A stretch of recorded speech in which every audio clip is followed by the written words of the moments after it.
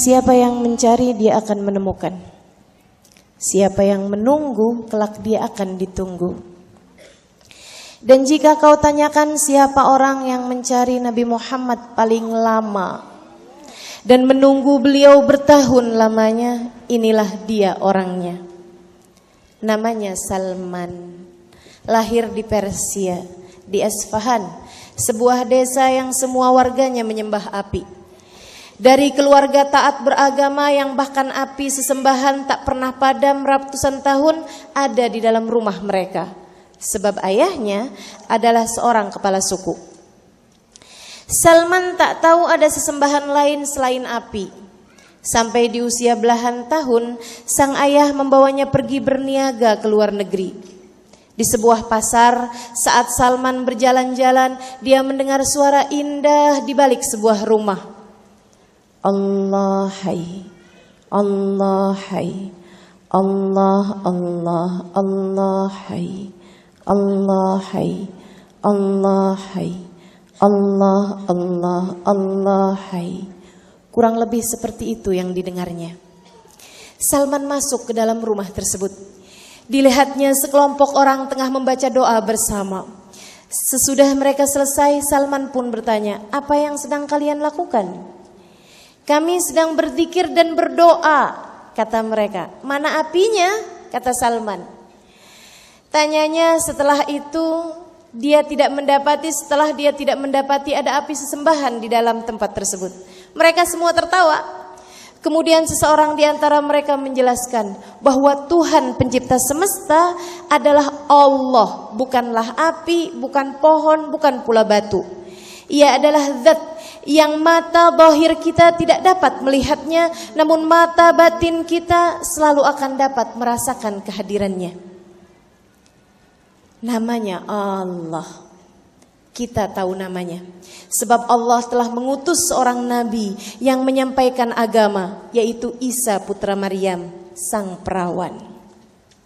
Salman masih mendengarkan keterangan yang masuk di dalam akal sehatnya. Sampai dia lihat sang ayah dengan penuh kemarahan menarik tangannya, mengeluarkan ia dari rumah tersebut. Salman tak mengerti mengapa ayahnya marah besar, bahkan sampai tak diizinkannya keluar rumah sesudah hari itu. Rupa-rupanya sang ayah khawatir jika Salman keluar dari penyembahan api, apa yang akan dia sampaikan kepada umatnya nanti. Maka meski Salman tahu bahwa agama ayahnya bukanlah agama yang benar, Salman tetap berusaha untuk menenangkan keadaan. Dia berpura-pura tetap menyembah api sambil menabung dan menyisihkan uang setiap hari untuk bekal dia kabur dari rumah suatu hari nanti. Kebenaran harus dicari. Jika tak kau dapati di dalam rumahmu kebenaran itu sendiri, kau harus keluar untuk mencarinya. Hidup hanya sekali, jangan mau berisi kebatilan dan kesalahan. Begitu ucap Salman kepada dirinya setiap kali. Beberapa bulan kemudian, Salman kabur dari rumah dengan membawa beberapa helai baju dan uang yang selama ini ditabungnya. Ia menuju negeri beragama Nasrani, tempat ayahnya dulu berniaga. Sesampainya di sana, dia bertanya kepada orang di sana, siapa pemuka agama yang bisa dia belajar dan berkhidmah melayaninya. Mereka pun menyebutkan nama seseorang. Salman pun pergi menujunya. Salman tinggal bersamanya bertahun lamanya sampai pendeta tersebut meninggal.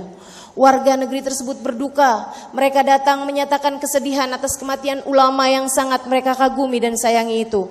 Namun Salman malah justru berkata, "Ketahuilah, pendeta kalian bukanlah orang baik." Mereka marah atas tuduhan tersebut. Salman mengajak mereka ke sebuah ruangan bawah tanah. Di dalamnya tersimpan botol-botol minuman mahal yang biasa dia gunakan untuk mabuk, juga simpanan harta yang banyak yang selama ini orang tersebut meminta kepada warganya untuk menyumbang, untuk berderma. Ternyata ia hanya menumpuk simpanan tersebut, tidak berikannya kepada yang berhak. Mereka sangat kecewa dan tak menyangka bahwa selama ini mereka telah ditipu oleh seorang pendeta. Salman bertanya kepada mereka, gerangan siapa ulama yang tersisa di dalam agama Nasrani untuk dia mengabdi kepadanya. Mereka pun menyebutkan nama seseorang yang tinggal di negeri yang sangat jauh dan membekali Salman dengan uang yang cukup untuk berangkat ke sana sebagai tebusan atas rasa bersalah Salman karena telah mengabdi kepada orang yang salah. Berangkatlah Salman ke negeri yang jauh di Romawi, mengikuti sebuah kafilah dagang. Tidak sulit baginya menemukan sang pendeta. Dia adalah pendeta terkemuka. Sang pendeta menerima Salman dengan penuh sukacita. Kali ini Salman tidak salah. Pendeta itu adalah seorang ahli ibadah, selalu berzikir dan memberi berkat kepada siapapun yang datang padanya. Salman bahagia.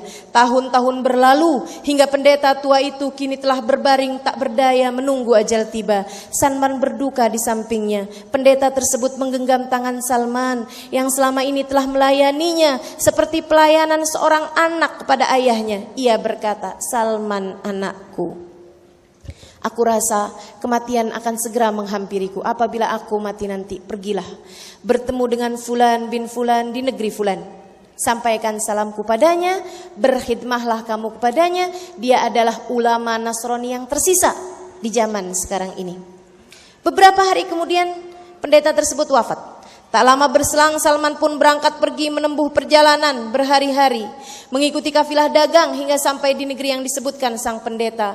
Salman kembali melayani sang pendeta hingga pendeta ketiga ini pun wafat juga. Berganti ke pendeta yang keempat sesuai dengan wasiat sang pendeta yang ketiga, hingga sang pendeta itu pun berbaring sakit menjemput ajal. Salman menggenggam tangan laki-laki tersebut yang berkata, wahai Salman, jika aku meninggal dunia nanti, tak ada lagi pendeta yang ku kenal yang dapat kau ikuti. Tak ada lagi ulama agama ini yang setia menjalankan ajaran Al-Masih. Namun jangan sedih Salman, sebab masa ini adalah masa terutusnya Nabi akhiruz zaman. Kau bisa ikut dengannya. Dia terutus di negeri yang sangat jauh sekali, yaitu sebuah negeri yang ditumbuhi pohon-pohon kurma. Pergilah ke sana. Apabila Nabi itu telah tiba, sampaikan salamku padanya. Dan ingatlah dariku 3 pertandanya. Yang pertama, Nabi tersebut tidak makan dari harta sedekah. Yang kedua, Nabi tersebut mau makan dari harta hadiah. Dan yang ketiga, di tengkuk belakangnya terdapat lingkaran khatamun nubuwah, tanda kenabian, semacam stempel yang dicap oleh Allah Subhanahu wa taala di belakang pundaknya. Sang pendeta pun wafat. Berangkatlah Salman yang kala itu sudah tak lagi muda menuju jazirah Arab. Berminggu-minggu ia selusuri perjalanan dari kafilah dagang menuju kafilah dagang yang lain. Uangnya sudah tak lagi tersisa, namun negeri dengan pohon kurma belum juga ia dapati. Sebuah kafilah dagang akan bergerak menuju Yathrib. Akan tetapi Salman sudah tidak lagi memiliki uang tersisa. Salman bertanya kemudian kepada seseorang di dalam kafilah tersebut, adakah Yathrib memiliki pohon kurma? Mereka mengatakan, tentu saja, di sana tak ada pohon lain selain kurma. Salman pun kemudian berkata, bawa aku ke sana. Sesampainya di sana, juallah aku sehingga kalian mendapatkan uang tersebut sebagai bayaran atas kalian memberangkatkan aku ke sana. Salman rela menjual dirinya demi berjumpa dengan sang Nabi kita. Berhari-hari Salman mengarungi gurun, membelah lembah dan mendaki bukit, hingga ketika dilihatnya pohon kurma berjajar di kejauhan, ia bersorak bahagia. Perjumpaan dengan sang Nabi dirasa sudah di depan mata. Meski untuk itu Salman harus dijual sebagai budak. Dan kali ini ketika tiba di pasar Yathrib, nasib baik tidak sedang berpihak kepadanya. Salman terjual kepada seorang Yahudi berhati keji. Hari-hari penuh ibadah dan zikir berakhir sudah. Kini berganti dengan pekerjaan menjaga pohon kurma tanpa henti. Salman diperlakukan bak mesin oleh sang majikan. Menanam, menyiram, membungkus pohon kurma hingga menanennya adalah pekerjaan berat yang tidak pernah Salman sangka akan dialami dalam hidupnya. Setiap kali ia menyerah dan berputus asa, bayang-bayang tentang akan datangnya Nabi akhiruz zaman menghiburnya, membangkitkan semangatnya untuk menanti perjumpaan yang indah. Setiap kali Salman berputus asa, ia hibur dirinya. Tunggulah, tunggulah. Sepertinya Nabi itu akan segera datang. Tunggulah, tunggulah. Namun Nabi yang ditunggunya tak juga tiba. Dia bahkan tak mendengar berita apapun di dalam kebun kurmanya itu. Puluhan sabit berganti purnama hingga dirasakan badannya semakin merentak dan kini ia berusia hampir 60 tahun kala itu. Duhai, adakah waktu tersisa mempertemukanku denganmu ya Rasulullah? Duhai, adakah ada kesempatan mata ini menatap indah wajahmu, wahai Nabi akhiruz zaman? Hingga segala penantianku menjadi bermakna, ataukah hingga renta usia dan segalanya menjadi sia-sia? Dalam gundah gelisah, Salman hanya menengadahkan tangan, berdoa, meminta kepada Allah agar penantiannya berujung jumpa. Saudariku sekalian, jangan pernah remehkan doa, sebab bisikmu di dalamnya menggerakkan sang pemilik segala untuk mengabulkannya. Iya, doa Salman pada akhirnya didengar oleh Allah juga. Siang itu, saat Salman sedang berada di atas pohon kurma dengan sang majikan yang mengawasi di bawahnya, datang anak majikannya dengan tergesa. Ia berkata dengan suara lantang, "Ayah, ayah, ya abadi, ayah, ayah, aku dengar Nabi yang ditunggu orang-orang Islam telah tiba." Mendengar kabar Nabi yang ditunggu orang telah tiba, Salman spontan turun dari pohon kurmanya. Ia dekati anak majikannya, kemudian dia bilang, Apa kau bilang? Nabinya telah tiba? Nabinya pada akhirnya telah tiba."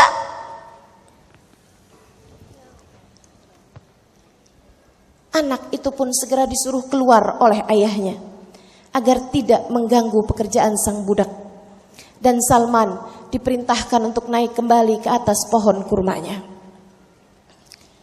Dari atas pohon kurma, Salman mendengar suara anak sambil keluar berkata, "Ayah, aku dengar nabinya di rumah Abu Ayyub Al-Ansari."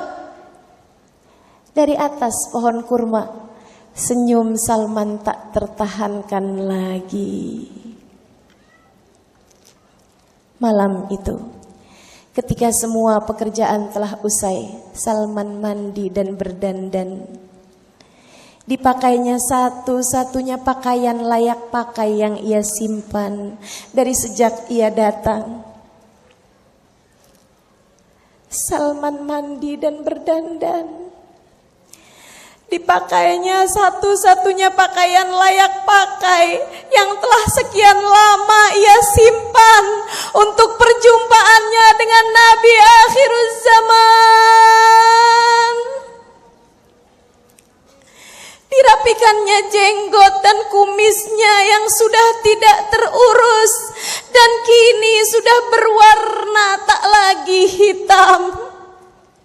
Jantungnya sedari siang tadi berdetak kencang. Senyum di wajah Salman tak bisa hilang. Duhai, penantian ini akhirnya berjumpa ujungnya. Malam ini aku akan segera berjumpa dengannya.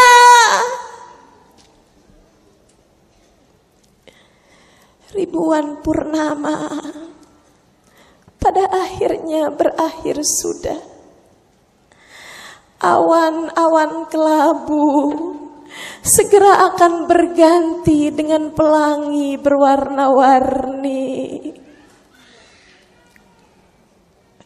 Salman malam hari itu harus memastikan satu dari 3 pertanda yang ia dengar dari sang pendeta. Nabi tidak makan dari harta sedekah. Kurma yang menjadi jatah makan malam Salman ia bungkus dengan rapi.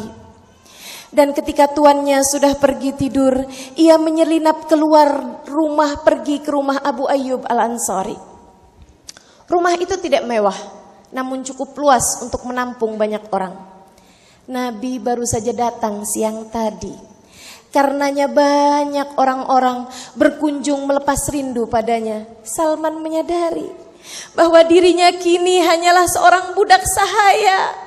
Karenanya ia merasa kecil hatinya. Ia malu berjumpa dengan Nabi Muhammad. Namun jika tidak malam ini kapan lagi? Dia pun duduk di luar menunggu sampai rumah terlihat sepi. Ketika dilihatnya sahabat sudah tersisa hitungan jari, Salman pun masuk ke ruangan. Ia duduk. Dari jarak yang cukup jauh, Salman memandang Nabi Muhammad. Diperhatikannya Nabi Muhammad dari ujung rambut ke ujung kaki.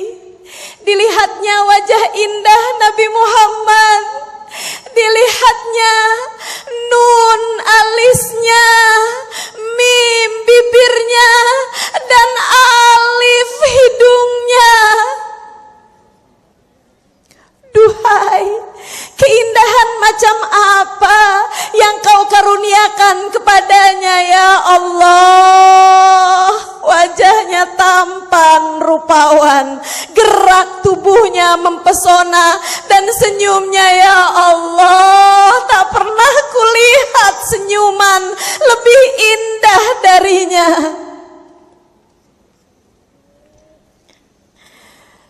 Hati Salman berbisik, meski tanpa ku cari pertanda, mudah sekali hati ini untuk percaya bahwa dia adalah seorang utusan Allah. Salman terus saja menatap seseorang yang ditunggunya berpuluh tahun itu, dinantinya berpuluh purnama itu. Nabi masih sedang berbincang dengan seseorang. Ketika Salman melihat Nabi sudah tidak lagi berbicara dengan siapapun, ia pun maju. Kemudian dengan cepat-cepat Salman berkata, "Ya Rasulullah, ini adalah kurma sedekahku untukmu." Ujarnya dengan cepat. Dan tanpa menunggu jawaban, Salman segera berlalu. Ia terlihat pergi dari ruangan itu. Akan tetapi sebenarnya tidak. Dari balik tembok ia mengintip. Dari balik tembok ia melihat gerangan adakah Nabi akhir zaman akan makan dari sedekah. Sebab disampaikan bahwa Nabi itu tak akan pernah makan dari sedekah orang. Dilihatnya, Nabi memanggil sahabat-sahabatnya. Dan beliau meminta mereka untuk makan kurma itu, sementara beliau tidak sama sekali menyentuhnya. Dari balik dinding, Salman kembali tersenyum puas. Satu pertanda telah benar adanya. Ia pun pulang ke rumah majikannya. Esoknya Salman bekerja dengan penuh semangat. Jatah makan siang berupa buah-buah kurma hanya ia makan sebagiannya, dipilihnya. Kurma-kurma yang terbaik disisihkannya sebagai hadiah untuk sang Nabi. Malam itu, sesudah sang majikan tidur, Salman kembali menuju Abu Ayyub Al-Ansari. Ini adalah kurma hadiah untukmu ya Rasulullah. Ucapnya dengan malu-malu. Hadiah untukmu ya Rasulullah. Nabi tersenyum, kemudian berkata padanya, Jazakallah khair, Jazakallah khair. Terima kasih, semoga Allah membalas kebaikanmu, kata Nabi. Salman kembali menuju ke dinding yang kemarin. Dari sana ia melihat Nabi memanggil sahabat-sahabatnya. Mengapa ia memanggil mereka? Bisik Salman dalam hati. Bukankah pertanda kedua adalah dia makan dari hadiah? Dada Salman bergemuruh dengan pertanyaan dan dia menunggu jawabannya dengan tak sabar. Dilihatnya beberapa sahabat Nabi berdatangan. Nabi mempersilahkan mereka makan dari kurma hadiah itu. Lantas beliau sendiri mengambil 1-2 kurma darinya, ikut makan dari hadiah tersebut. Senyum Salman kembali mengembang. Lantas ia pun pulang dengan bahagia. Pertanda kedua benar sudah, ia mau makan dari hadiah. Malam berikutnya, Salman datang kembali ke rumah Abu Ayyub untuk memastikan tanda ketiga. Ada khatamun nubuwah, tanda kenabian berupa lingkaran kecil seperti hasil stempel melekat di antara 2 bahu Rasulullah, tepat di bawah leher belakang beliau sallallahu alaihi wasallam. Salman masuk ke rumah Abu Ayyub, duduk di tempat duduknya yang biasa. Dilihatnya Rasulullah tengah berbincang dengan seseorang. Salman berdiri mencari posisi yang membuatnya dapat melihat arah belakang Nabi Muhammad. Namun meski kini Rasul membelakanginya, khatamun nubuwah tetap tidak terlihat karena tertutup baju Nabi Muhammad. Salman terus mencari cara agar dapat melihat khatamun nubuwah tersebut, namun ia tak berhasil juga. Akhirnya ia pun memilih untuk duduk di tempat semula, menunggu entah apa yang terjadi. Saat itulah tiba-tiba Nabi kemudian berdiri. Seolah mengetahui apa yang diinginkan Salman, Nabi bangun dari tempat duduknya menuju ke arah Salman. Nabi terus mendekati Salman. Salman tegang, Salman gugup.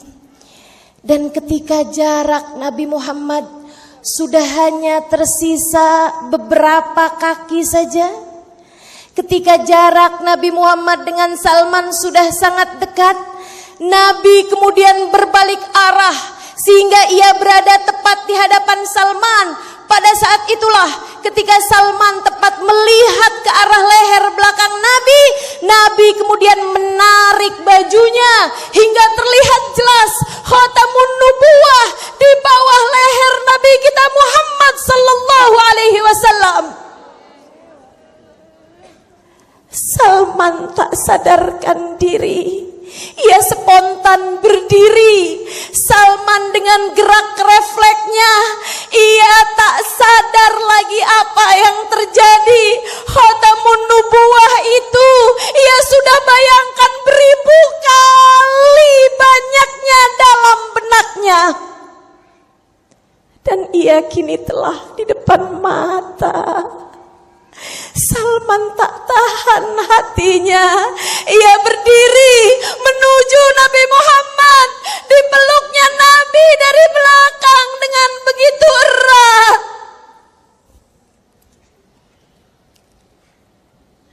Salman memeluk Nabi Muhammad sallallahu alaihi wasallam. Tangisnya tumpah ruah dalam pelukan Nabi. Duhai yang kutunggu sekian lama, berpuluh tahun lamanya, Allah izinkan untukku yang hina ini untuk bersua. Wahai Nabi akhir zaman, wahai Nabi akhir zaman.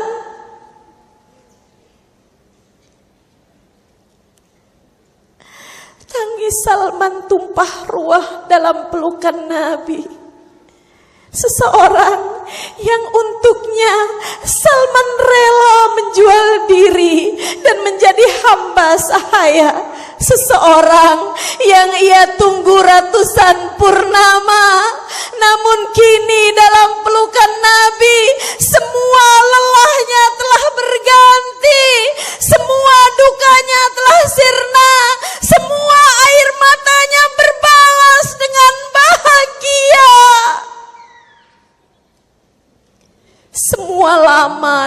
semua purnama terbayar sudah. Mendapati Nabi Muhammad dalam pelukan adalah hal terindah yang Allah persembahkan bagi hidup Salman.